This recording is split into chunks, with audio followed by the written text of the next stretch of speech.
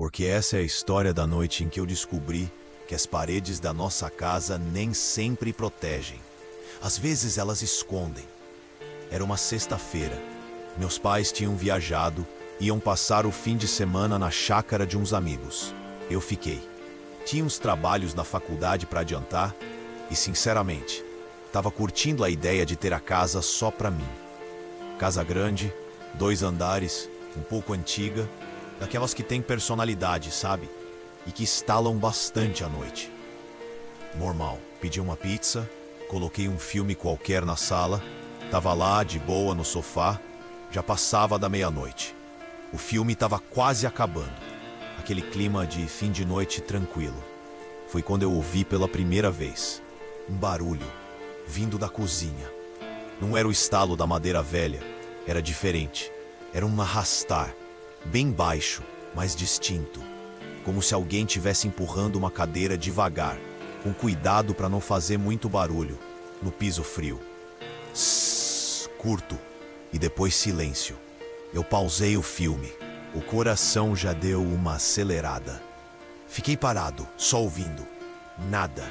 Esperei 2 minutos. O silêncio absoluto da casa pareceu até mais alto. Deve ser o vizinho, pensei. O som veio pela parede, mas não parecia. Parecia vir de dentro. Respirei fundo. Calma, Lucas. Tá ficando noiado. Dei play no filme de novo, mas meus ouvidos estavam em alerta máximo. Cada som da trilha sonora me fazia pular. E então, aconteceu de novo. O mesmo arrastar. Screech. E logo em seguida, um clique. Um clique seco, metálico, como de uma trava de armário. Ou talvez, uma maçaneta. Aí eu gelei. De verdade. O controle remoto caiu da minha mão no sofá. Olhei fixamente para a porta fechada da cozinha.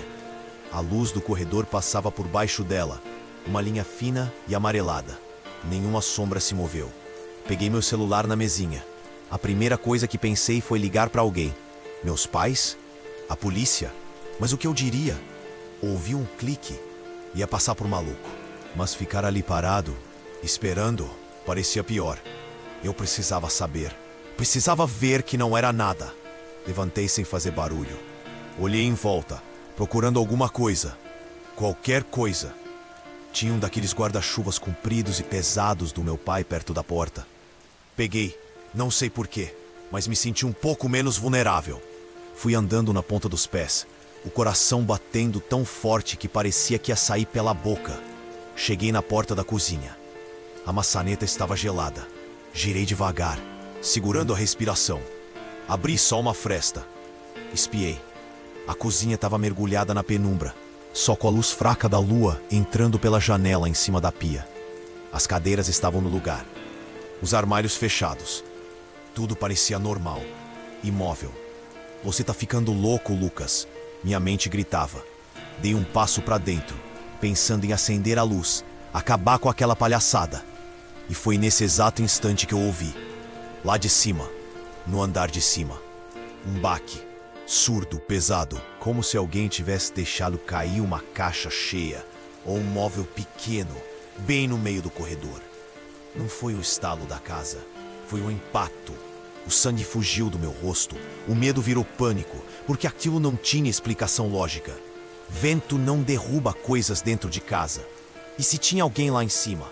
Como essa pessoa tinha feito barulho na cozinha segundos antes? Recuei da cozinha rápido, mas sem correr.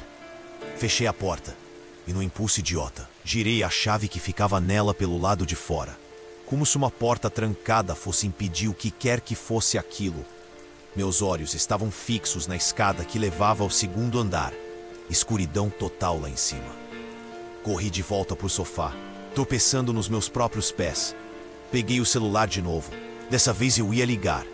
Disquei 190. O dedo tremendo sobre o botão verde de chamar. Mas antes que eu pudesse apertar, eu ouvi. Os passos começaram lá no fundo do corredor de cima. Lentos, pesados. Tum, tum, tum. O som da madeira rangendo sob cada passo. Não eram passos de quem está com pressa. Eram passos de quem sabe que você está ali. De quem não precisa se apressar. Eu larguei o celular no sofá. Fiquei paralisado, congelado de terror.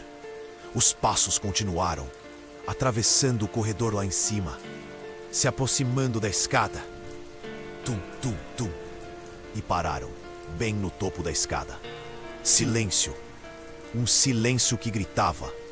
Eu não conseguia respirar. Meus olhos ardiam de tanto encarar a escuridão lá em cima, esperando alguma coisa aparecer. E então, algo pequeno começou a rolar a escada abaixo, sozinho. Tic, tic, tic. Batendo em cada degrau. Tic, pong. Parou aos meus pés, no último degrau. Uma pilha. Uma simples pilha AA. De onde diabos aquilo tinha saído? No mesmo instante, a luz do corredor lá de cima, que eu tinha certeza que estava acesa antes, apagou. Clique.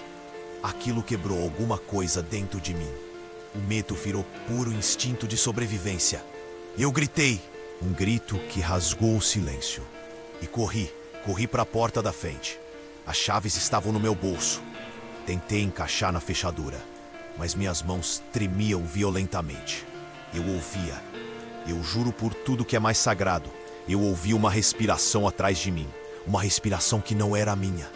Vinda da escuridão da escada. Lenta, áspera, molhada. Consegui. A chave girou. Destranquei. Abri a porta com um solavanco e me joguei para fora, para a noite fria. Não olhei para trás. Corri pela rua deserta, descalço, coração na garganta, até a casa da dona Célia, a vizinha da frente. Bati na porta dela como um louco, chorando, mal conseguindo formar palavras. Eles me acolheram, chamaram a polícia. Os policiais vieram, entraram na minha casa com lanternas, revistaram cada cômodo. Não havia sinal de arrombamento. Janelas e porta dos fundos trancadas por dentro. Nada fora do lugar, exceto por duas coisas. A porta do quarto dos meus pais, lá em cima, estava escancarada. E no chão, no pé da escada, exatamente onde tinha parado, estava a pilha. Ninguém. Não encontraram absolutamente ninguém. Nenhuma explicação para os barulhos, para os passos, para a luz, para a respiração que eu sei que ouvi. Nada. Nunca mais consegui dormir naquela casa sozinho. Meus pais até tentaram me convencer que foi o estresse, a imaginação, mas eles também sentiram que algo estava errado. Acabamos nos mudando uns meses depois. Mas a sensação, ela não ficou lá na casa. Ela veio comigo. Até hoje, no silêncio da noite, às vezes eu acho que escuto. Aquele arrastar de cadeira. Aqueles passos lentos no andar de cima. E aquela respiração, bem atrás de mim. Eu não sei o que era aquilo. Se era humano, se era outra coisa. Mas era real. Eu estava lá. Eu senti. E isso me marcou para sempre. Então, fica o aviso. Prestem atenção aos sons da casa de vocês. Confiem nos seus instintos. E se alguma vez sentirem aquele arrepio gelado na nuca, aquela sensação de que não estão sozinhos, mesmo quando deveriam estar, talvez não seja só imaginação. Talvez seja a hora de sair, correr e não olhar para trás.